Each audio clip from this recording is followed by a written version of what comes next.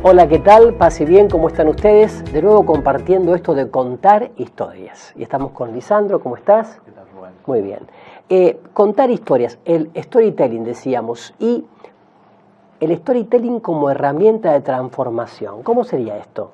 Bueno, es muy interesante, Rubén, porque básicamente el contar historias, el storytelling, lo concibo como una manera de potenciar la comunicación, como un módulo. Básicamente tengo una pequeña frase que es: lo que tengas para decir, ¿de qué manera puede ser narrativo? Ahí está. Y eso es un poco la cuestión de cómo trabajamos las imágenes, cómo trabajamos las palabras para que haya una alta recordación, para que eso se pueda multiplicar en el boca a boca. Qué importante esto que decís, perdón, Sí, que claro, te interrumpa, no, bienvenido. para la catequesis. Qué importante para la predicación. Qué importante también para la docencia, ¿no? En general. Pero vuelvo a insistir, catequesis y predicación, evangelización, qué importante es esto, porque no solamente está el qué voy a contar, sino el cómo lo voy a contar. Y no solamente el cómo en la voz, sino en toda la expresión gráfica. Y no tanto buscando métodos súper sofisticados, sino usando a mi persona como método, ¿verdad? Tal cual, Rubén. Y entonces, y en cierta manera, para poder trabajar esos cómo, empezar también a leer cuál es nuestro público, si son niños de 8 años, si son adultos, si es hablarle a los padres, si es escribirle en un WhatsApp o establecer un encuentro para presentar a Jesús. A partir de los desafíos que aparecen ahí, hay algunas contraseñas, hay algunas claves que a partir de estudios y a partir también del sentido común muy fuertemente, porque contar historias tiene que ver con una cuestión ancestral. sí. Aparecen 3 grandes motivos por el que escuchamos, por el que dilatamos las pupilas y prestamos atención cuando nos están contando algo. El primero de los motivos, o uno de las primeras claves, tiene que ver cuando nos cuentan historias donde la información nos va a ayudar a sobrevivir. Esto es interesante. Punto muy importante, después voy a poner los ejemplos. El segundo, sí, querías... Sí. No, me acuerdo de una película que invadían el mundo y entonces informaban cómo no morir. Bueno, sí. Va muy de la mano con la... Voy a aprovechar con... Cuando contamos historias, la gente dilata pupilas si advertimos amenazas. Claro. Como mencionaste, Sí, las sí. famosas campañas del miedo en la comunicación política es un gran ejemplo. Y hay una tercera instancia, un tercer motivo, que es cuando es una comunicación o una historia que inspira. Una historia que inspira tiene que ver con estas famosas charlas motivacionales, que son tan famosas, que no es otra cosa que inspirar, que llenarse los pulmones de aire y salir de la cueva, salir del territorio conocido. Así y que empezar sería a explorar. muy lindo, sería primero para adquirir conocimientos que permitan sobrevivir. Por ejemplo, bueno, las campañas, dice señor, no use el agua contaminada, por ejemplo, qué sé yo, ¿no? Sí, o tiene que en la cuestión más primigenia, tengo que aprender a matar al oso, tengo que aprender a sacarle la piel y tengo que transmitírselo al menor del clan. Tengo que generar una transferencia de conocimiento que afecta a la supervivencia. Claro, que eso en nuestra cultura agrícola, en Argentina, ¿no? Nuestros abuelos, inmigrantes que han venido a trabajar la pampa húmeda, eso lo han transmitido de generación en generación, los secretos de trabajar la tierra, ¿no? Y también decía para inspirarnos, esto es muy importante. Hoy que hay un aburrimiento, un tedio, un cansancio generacional del posmodernismo, ¿cómo hacemos para inspirar a la gente, adultos, jóvenes, niños, que dicen que están todos cansados, que están, como se dice también, inflamados de imágenes, que ya están abarrotados de palabras, ¿no? ¿Cómo inspirar? Y lo tercero decías, para advertirnos de amenazas. ¿Podrías poner algún ejemplo de esto de inspirar, por ejemplo, de algunas de ellas? Sí, de la inspiración aparece muy presentemente el testimonio personal. Claro. Ahí es donde contar la historia que solo uno puede contar, se convierte en muy inspirador y es la famosa palabra de moda, la famosa empatía, esta cuestión de poder establecer un vínculo de paridad, empatar con los sentimientos del otro. La inspiración mucho tiene que ver con ese aspiracional. En clave cristiana le decimos testimonio. Los hermanos cristianos no católicos por ahí exageran demasiado con el testimonio, porque dicen, yo estaba tirado en la cuneta del barro, de la droga, del alcoholismo y el Señor me rescató. Yo siempre le digo, no hace falta tanto dramatismo. También podías haber sido un perezoso, un flojo que no te levantabas y después de haberte encontrado con el Señor, ahora sos servicial y dirigente. Siempre aclaro eso, porque si no hay gente que me dice, a mí el Señor conmigo no hizo nada. No, sí, conmigo hizo pequeñas cosas, ¿no? Inspirador puede ser que alguien que era un perezoso, un flojo, ahora es un dirigente y servicial, ¿verdad? Fantástico. Pero es el testimonio auténtico, el testimonio, sí.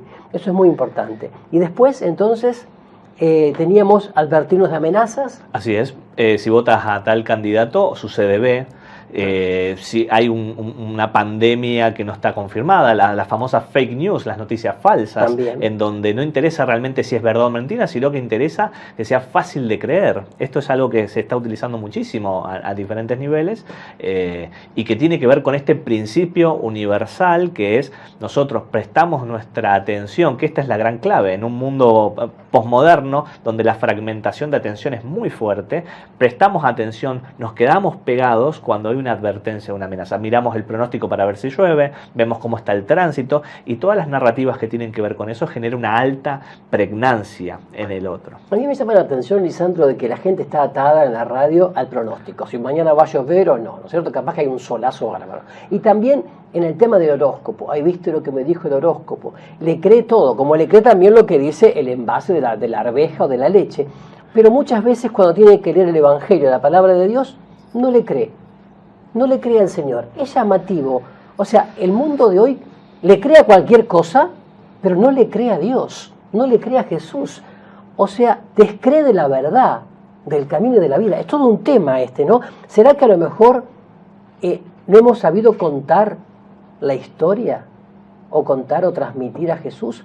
¿O hay un cansancio, también lo digo claramente, en muchísima gente que ha pasado por colegios católicos y que no ha recibido una experiencia de vida, sino que ha recibido un culmen de cosas así, digamos, intelectuales o racionales, pero que no ha tenido una experiencia y ha provocado un cansancio. En este caso, el storytelling, esto de contar historia, no se trata de elocuencia, ¿no? No se trata de, por ejemplo, hacer un curso de locutor o de oratoria. O de oratoria. Porque mucha gente cree que se trata de técnica, se trata de abrir el corazón. Decir, este soy yo, este era yo, el Señor pasó por mi vida y ahora este soy. Y a partir de lo que soy, yo te propongo esto, ¿no? Eso sería un poco el storytelling. Tal cual. Y es en cierta manera, antes de comenzar a hablar, construir un espacio de comunicación. Construir cómo se arma esa comunión previa. Cuál es el espacio por fuera de lo cotidiano. Cuando a uno le cuentan una historia sucede algo fantástico. En ese lapso de tiempo, si está bien contada, uno cree. Claro, vos sabés Hay que credulidad. Un médico argentino muy famoso, doctor López Rossetti, dijo que la soberbia no ayuda a la comunicación. Y dijo que hay 3 cosas para aniquilarla. Un microscopio para ver el mundo y ver que somos tan pequeños. Un reloj para ver que no puedo tener el tiempo, ni mi tiempo, porque voy a morir también.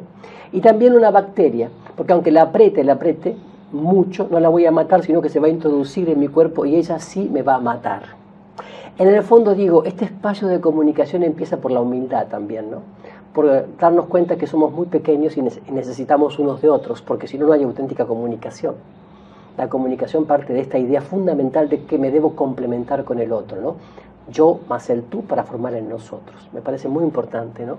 En esto de el storytelling como herramienta de transformación. ¿Qué queremos decir finalmente con la palabra transformar? Porque viste que se habla mucho de fulano fue a la catequesis a formarse, o fulano va a la escuela a formar. A mí esa palabra me provoca alergia. La palabra formar me provoca alergia. ¿Qué sería transformar? Poder realizar una conversión. Yo creo que está en esta acepción de realmente poder ponerse al servicio. Hay una cuestión de servicio, de ponerse a voluntad. El contar historias no tiene que ver con declamar ni llenarse el bolsillo de certezas, sino de establecer una reflexión, un desplegarse, no Claro. un doblarse hacia adentro. Y sacar lo mejor de uno mismo en ese edúchere.